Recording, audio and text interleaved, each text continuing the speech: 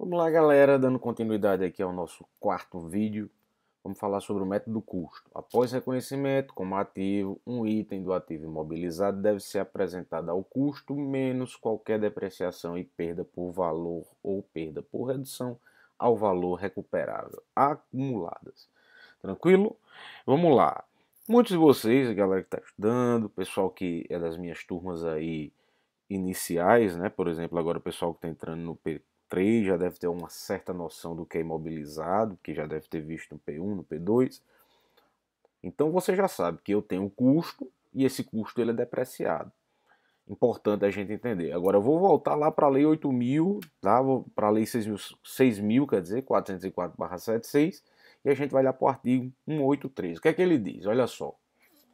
No balanço, os elementos do ativo serão avaliados segundo os seguintes critérios. Qual? Classificado no imobilizado pelo custo de aquisição, que a gente já viu, que é que faz parte do custo, via de regra é o preço de aquisição. Podemos agregar aquelas outras circunstâncias que nós vimos, mas o que é importante quando a gente está estudando, via de regra, né, o imobilizado ou intangível, é exatamente a depreciação, a amortização. Né? É um dos fatores mais importantes. A gente já viu a definição lá atrás, aqui. O que é a depreciação? Né? Depreciação, ou o que é o valor depreciável. Né? A depreciação é o valor depreciável de um ativo, deve ser apropriado, que deve ser, no caso faltou um que aí, que deve ser apropriado de forma sistemática ao longo da sua vida útil estimada. Então, a depreciação é um método que eu vou escolher para dizer quanto sistematicamente, tá, pedaço desse valor será baixado lá no resultado porque eu usei. Tá? A depreciação está correlacionada ao meu imobilizado. Usei, tá? Usei, deprecio.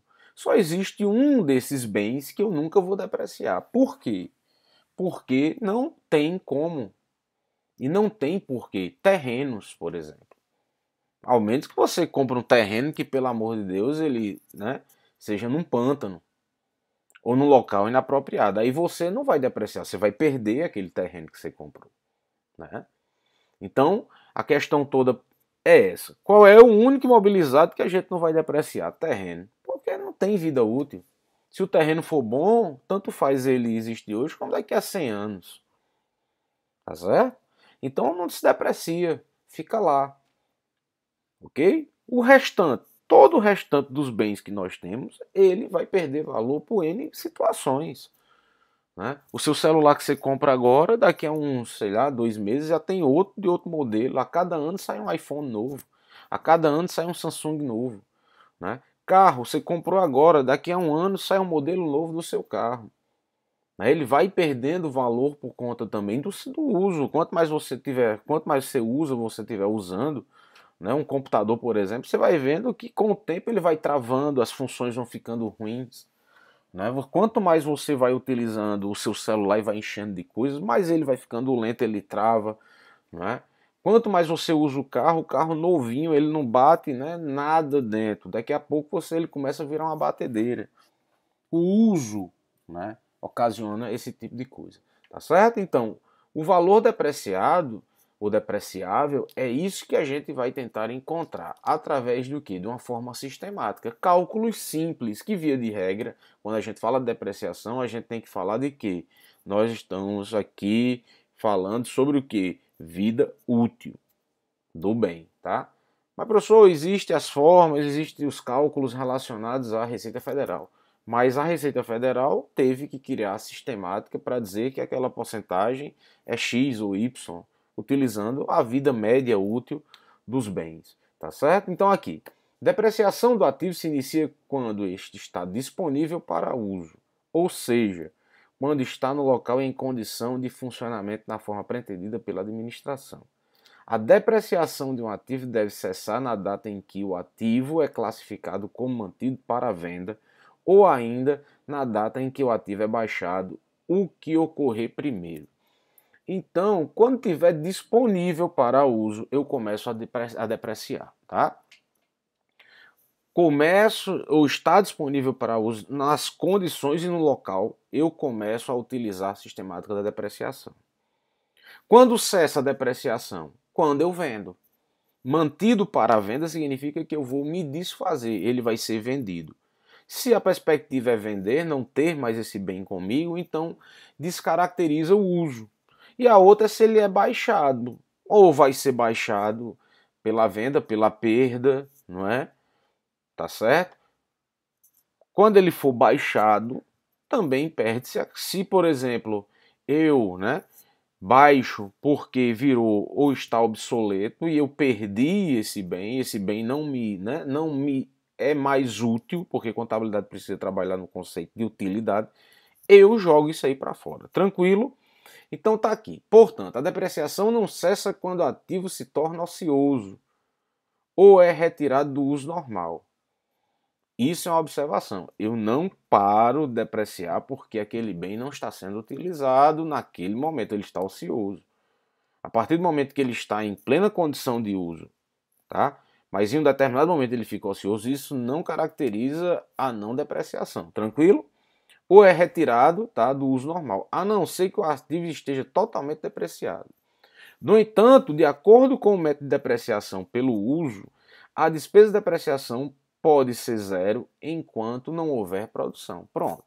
Significa que em determinado período não estou conseguindo utilizar. Vamos supor agora, nós estamos nessa fase agora do corona, né?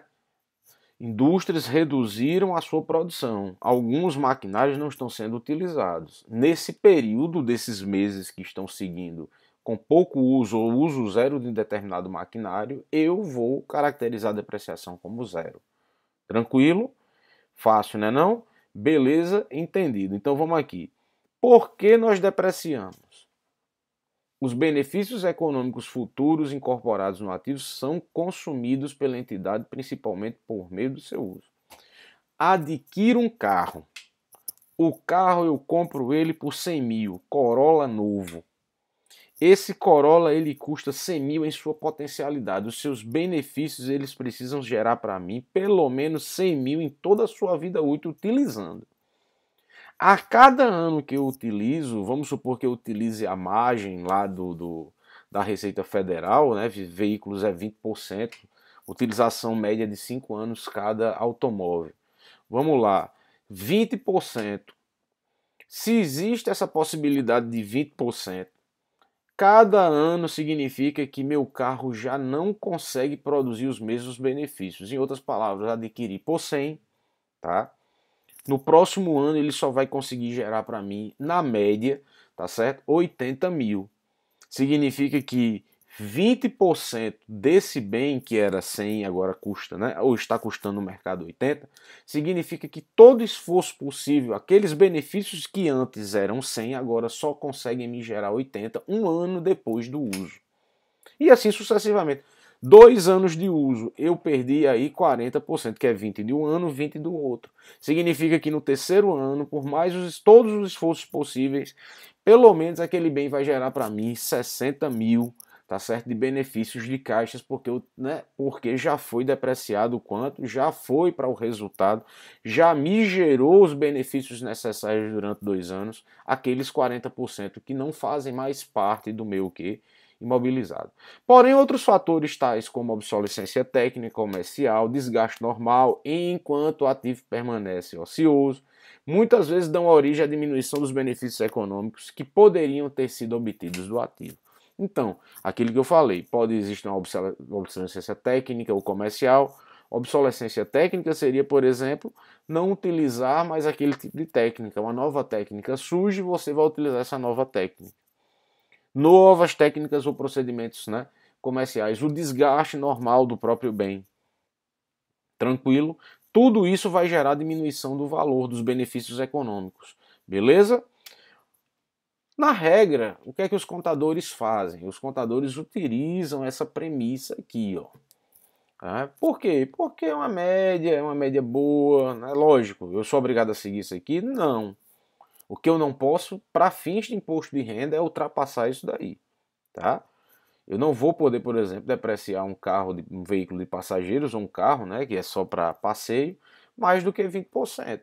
deprecia 20%, diminui esses 20% no ano no meu imposto de renda, o que ultrapassar isso aí não tem valia para imposto de renda, apenas isso. Mas posso, tecnicamente, né, quando eu estiver falando de contabilidade societária, né, utilizar a taxa de depreciação diferente, com outra vida útil? Pode, não tem nenhum problema. Você pode dizer que o seu carro será 10 anos, não tem nenhum problema.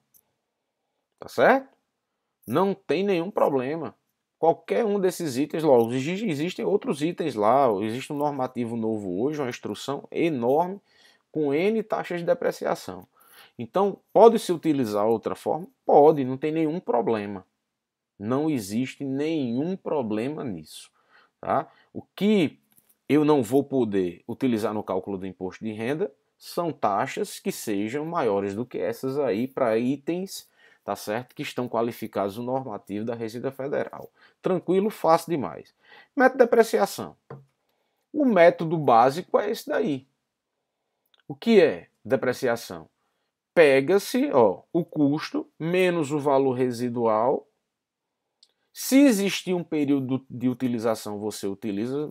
Se não, você vai pegar o custo menos o valor, residual, e você vai dividir pela vida útil, e daí para frente você vai utilizar que métodos? Esses métodos, todas as fórmulas vão para esse daí, tá? Todas as fórmulas recairão dentro dessa premissa, tá ok? Que é o quê? Custo menos valor dividido pela vida útil, entendendo que a gente vai utilizar apenas o quê? Dimensões, se é linear, se é soma de dígitos, se é método das horas de trabalho, se vão ser horas produzidas, se são horas rodadas, se tá entendendo? Se é não sei o quê, você pode utilizar qualquer direcionador para depreciar.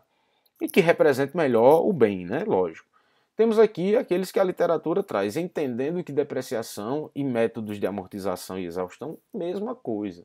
O que eu estou falando aqui para depreciação vai servir para o que? Amortização. Eu não vou repetir isso lá no intangível, porque você sabe que o intangível vai utilizar as mesmas premissas. Temos o linear, soma de dígitos, método de horas de trabalho e método de horas produzidas. Todas essas estão na literatura. Linear, simples demais. Custo menos valor residual dividido pela vida útil. Mas, professor, se eu coloco aí período de utilização. Se, por exemplo, eu quiser utilizar como premissa o meu período de utilização. Tá? Eu posso fazer um 15, um 2, um 3, um 5, dependendo do período que você está utilizando. Só que, via de regra, o que é que a gente faz? Pega o custo, menos o valor residual e divide pela vida útil e tchau. Soma de dígitos, está aqui, gente. A soma de dígitos é a mesma premissa. O que é que diferencia? É que você vai inverter a lógica. Você vai pegar custo menos o valor residual. Você vai somar os dígitos, como assim? Se eu tenho 5 anos, eu vou somar 1 mais 2 mais 3 mais 4 mais 5. Tranquilo? E vou inverter a lógica. Somando todos esses números de 5 anos vão dar 15. Quando eu for depreciar, o que é que eu vou fazer? Eu vou pegar custo menos o valor residual vezes 5 anos dividido pela soma do dígito, que é 15, para o primeiro ano. Para o segundo ano, mesma coisa, só que agora você vai fazer o seguinte: custo menos valor residual vezes 4 dividido por 15. Até chegar 1 dividido por 15. Tranquilo? Sempre vamos dar o quê? Sempre vamos depreciar mais na sua potencialidade enquanto o bem está funcionando a todo vapor, e nós vamos depreciar menos quando ele estiver, né, mais perto de acabar ali a sua vida útil. Tranquilo? Vou acabar por aqui porque, na verdade, eu só tenho agora mais alguns segundos e acabamos o nosso imobilizado no nosso próximo vídeo, se Deus quiser. Beleza? Continue estudando. Depois eu vou trazer tudo isso aí nos exercícios do P3, tá certo? Então você vai conseguir visualizar isso aí de uma forma muito tranquila. Beleza? Fiquem com Deus, e quem estiver estudando aí para concurso, outras coisas, aproveite os vídeos. Deus abençoe cada um de vocês.